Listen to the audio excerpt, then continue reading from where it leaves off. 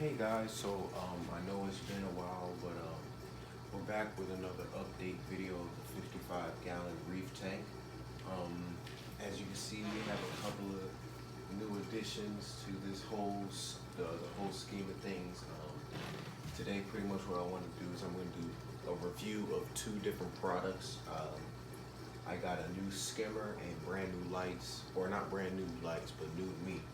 And I'm going to show you guys the new corals inside of the tank, and I'm going to give you an overview of what's been happening, any problems that I see, anything that's been going good, and any changes that are coming in the future. So that's it for the introduction. Let's get straight into it. Alright guys, so I know it looks really blue on the camera, but I actually turned up my whites quite a bit so that you guys could be able to actually see the new lights. Alright, so as you can see, I've upgraded from my ethereal light to two aqua illumination Hydra 52 HD. Pretty much these lights are fully capable of harboring enough light for any type of coral that you would want in your tank, depending on the dimensions, of course. I got these on a great deal off of eBay. I think one of these might run you $400 or $500 a piece. I got both of them for $500. Even though they were used, they were in like A1 condition and they worked. All the settings still work. So you know, why not? You're gonna spend $600 on one singular light anyway. Pretty much right now it's just jerry rigged on there. I mean, I'm ending up that piece of wood that you see. I'm going to replace it with a piece of plastic. I'm gonna drill through the top of this black metal piece so that I can have these. And the cool thing about the AI Hydras is that they have bolt slots in them so that you can actually hang them from that piece of right now I just have them on zip ties because I don't have the bolts. I have to go to Home Depot or wherever, you know, they have that size bolts and go and get those. So that's pretty much it for the AI Hydras. They're really good light. I'd recommend them to anybody with a reef tank, but be careful. They are really powerful. They can harm your corals if you turn them up too high. Keep the blues really high, the reds and greens pretty low. You know, another cool thing about these lights is that since they're HD, you can change the different intensities of the light.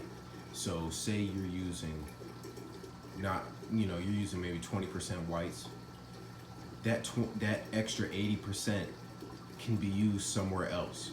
So it can be used in the blues. The blues can now go past 100%. They can go up to maybe like 180 if you're not using anything else, because you know they have other things. All right, let's move down to the tank. As you can see, the clownfish still kicking. They're doing really well. I've stopped feeding them flake food. I've went to all frozen, and I've been feeding them a little bit every day, just a small amount, because I didn't like that the every other day feeding. It pretty much made my skimmer act up a little bit, which I'm gonna tell you about. If you can see him, he's right there, the little dotty back. He's in his little den. And then back there you see the tang. He's chilling out too. They've got a lot more personable. I guess they're just you know, still a little shy to the camera. Now this is one of the new corals. This is a frog spawn.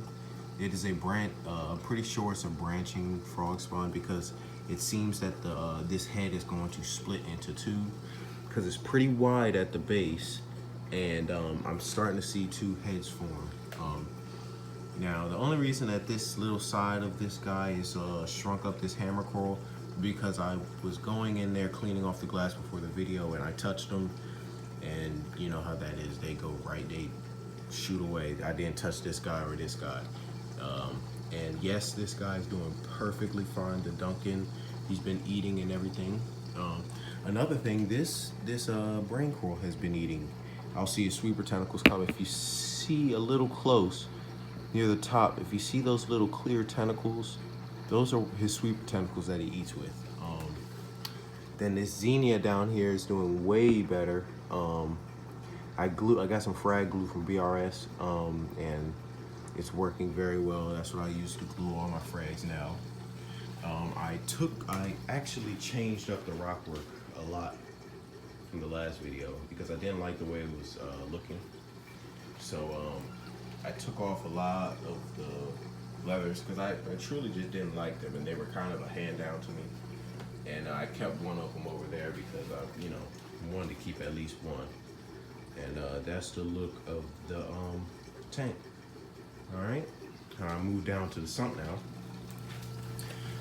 All right, so there's the big change, the big IceCapK1 protein skimmer.